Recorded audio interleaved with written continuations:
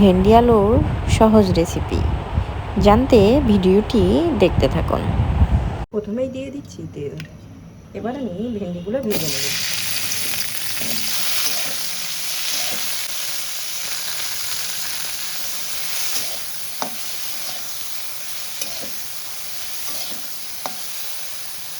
ভেন্ডি ভাজা হয়ে গেছে, এবার আমি নামিয়ে নেব।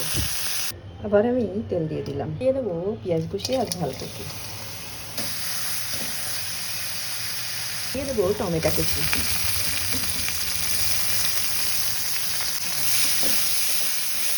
তো কেটে রাখা আলু,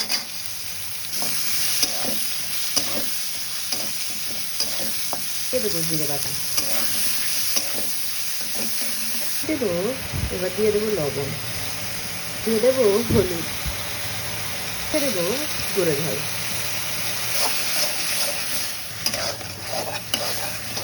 আলু সিদ্ধ করার জন্য পানি। এবার আমি ঢাকনা দিয়ে ঢেকে দেবো। এই যে আলু কিন্তু আমার সেদ্ধ হয়ে গেছে। খুব ভেজে রাখা ভেন্ডি,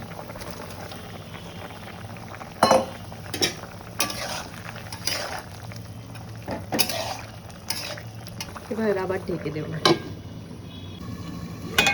এই যে হয়ে গেছে আমার ভেন্ডি আলুর তরকারি। এবার আমি নামিয়ে নেব।